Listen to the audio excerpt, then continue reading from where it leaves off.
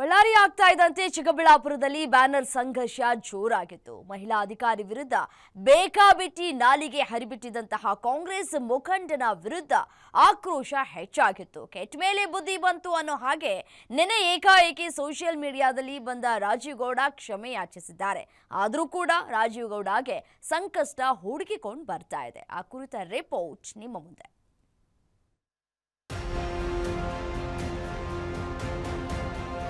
ಬಳ್ಳಾರಿಯ ಬ್ಯಾನರ್ ಗಲಾಟೆ ತಣ್ಣಗಾಗ್ತಾ ಇದ್ದಂತೆ ಚಿಕ್ಕಬಳ್ಳಾಪುರದ ಶಿಡ್ಲಘಟ್ಟದಲ್ಲಿ ಬ್ಯಾನರ್ ಗಲಾಟೆ ಜೋರಾಗಿದೆ. ಸಚಿವ ಜಮೀರ್ ಅಹಮದ್ ಖಾನ್ ಪುತ್ರ ಜೈದ್ ಖಾನ್ ನಟನೆಯ ಕರ್ಟ್ ಸಿನಿಮಾದ ಪ್ರಮೋಷನ್ಗಾಗಿ ಶಿಡ್ಲಘಟ್ಟದಲ್ಲಿ ಅನಧಿಕೃತ ಬ್ಯಾನರ್ ಹಾಕಲಾಗಿತ್ತು. ಈ ಬ್ಯಾನರ್ ತೆರವುಗೊಳಿಸಿದ ವಿಚಾರವಾಗಿ ಕಾಂಗ್ರೆಸ್ ಮುಖಂಡ ರಾಜೀವ್ ಗೌಡ ಶಿಡ್ಲಘಟ್ಟ ನಗರಸಭೆ ಪೌರಾಯುಕ್ತೆ ಅಮೃತಾ ಗೌಡಗೆ ಕರೆ ಮಾಡಿ ಬೆಂಕಿ ಹಾಕಿ ಸುಟ್ಟು ಹಾಕ್ತೀನಿ, ಚಪ್ಪಲಿಯಲ್ಲಿ ಹೊಡೆಸ್ತೀನಿ ಅಂತ ಜೀವ ಬೆದರಿಕೆ ಹಾಕಿದ್ದಾರೆ. ಮೇಡಮ್, ಅದು ಬ್ಯಾನರ್ ಬಿಚ್ಚಕ್ಕೆ ಹೇಳಿದ್ರಾ? ಇಲ್ಲ ಸರ್, ಅದು ಒಂದ್ ಬ್ಯಾನರು ಆ ರೋಡ್ ಕೋಟೆದಲ್ಲಿ ಮಧ್ಯದಲ್ಲಿ ಹಾಕ್ಬಿಟ್ಟಿದ್ರಂತೆ. ಅದೇನೋ ಗಾಡಿಗಳಿಗೆ ಗುದ್ಕೊಂಡು ಹೋಗ್ಬಿಟ್ಟಿದ್ದಾರೆ. ಅವ್ರು ಯಾರೋ ಪಬ್ಲಿಕ್ ಕಂಪ್ಲೇಂಟ್ ಮಾಡ್ತಾ ಇದ್ರು ಅಂದ್ಬಿಟ್ಟು ನಾನು ಅಪ್ಸರ್ ಅವ್ರಿಗೆ ಹೇಳಿದ್ದೆ, ಸರ್ ಒಂಚೂರು ಸೈಡ್ ಅಲ್ಲಿ ಕಟ್ಕೊಳಕ್ ನಮ್ ಹೇಳಿ. ಬ್ಯಾನರ್ ಏನೋ ಬಿಚ್ಚಿದಿರಿ ಅಂತಂದ್ರೆ ಬಂದ್ ಬೆಂಕಿ ಹಚ್ಚಿಬಿಡ್ತೀನಿ ಅಷ್ಟು ಹೇಳಿದೀನಿ. ನಾನು ಇನ್ನ ಒಳ್ಳೆತನ ನೋಡಿದೀನಿ, ಕೆಟ್ಟತನ ನೋಡಿಲ್ಲ. ಸರ್ ಒಂದ್ ನಿಮಿಷ, ಬ್ಯಾನರ್ ಬಿಚ್ಬಿಟ್ಟದು ಆಫೀಸ್ ಅಲ್ಲಿ ಇದೆ ಸರ್. ಅದನ್ನ ಮಧ್ಯದಲ್ಲೆಲ್ಲ ಕಟ್ಟಿದ್ದಾರೆ, ಆಕ್ಸಿಡೆಂಟ್ ಆಗಿದೆ ಅಂತೆ. ತರ ತಿಳ್ಕೊಂಬೇಡಿ ನನ್ಗೆ.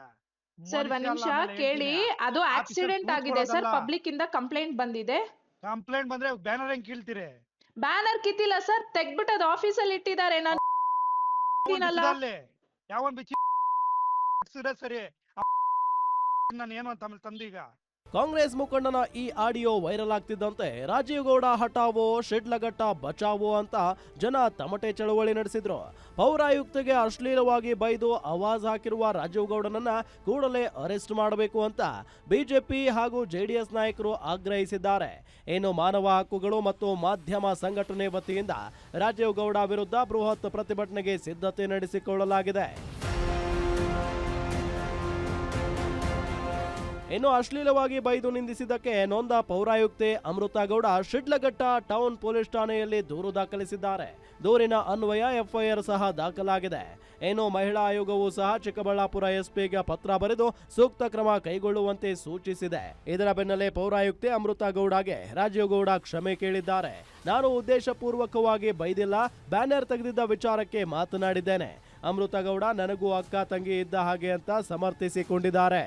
ಬ್ಯಾನರ್ಗಳೆಲ್ಲ ಸೈಡಲ್ಲೇ ಕಟ್ಟಿರ್ತಾರೆ, ಹಂಗಾಗಿ ಯಾವುದೇ ಥರದ ತೊಂದರೆ ಇಲ್ಲ ಅಂತ. ಲಾಸ್ಟ್ ಟೈಮ್ ಕಳೆದ ಬಾರಿ ಕೂಡ ನಮ್ಮದು CM DCM ಪ್ರೋಗ್ರಾಮ್ಸ್ ಇದ್ದಾಗ ಕೂಡ ಅದು ಬ್ಯಾನರ್ಸ್ ನಮ್ಮದು ಬಿಚ್ಚಿ ಬೇರೆ ಯಾವ್ದಾರ ಬ್ಯಾನರ್ಸ್ ಹಾಕಿದ್ರು.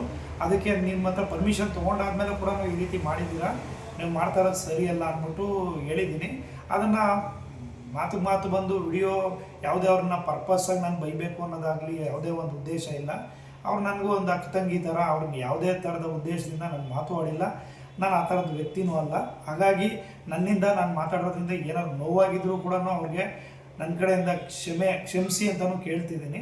ಒಟ್ಟಾರೆ ಬ್ಯಾನರ್ ಗಲಾಟೆ ಈಗ ರಾಜ್ಯ ರಾಜಕೀಯದಲ್ಲಿ ದೊಡ್ಡ ಮಟ್ಟದ ಸದ್ದು ಮಾಡ್ತಿದ್ದು, ಈ ಬಗ್ಗೆ ಇಂದು ಬೆಳಗ್ಗೆ ಸುದ್ದಿಗೋಷ್ಠಿ ಮಾಡಿ ಸ್ಪಷ್ಟನೆ ನೀಡುವುದಾಗಿ ರಾಜೀವ್ ಗೌಡ ತಿಳಿಸಿದ್ದಾರೆ. ಈ ಬಗ್ಗೆ ಏನ್ ಸ್ಪಷ್ಟನೆ ಕೊಡ್ತಾರೆ ಅನ್ನೋದನ್ನ ಕಾದು ನೋಡಬೇಕಾಗಿದೆ. Rajappa, guarantee news, Chikkaballapur.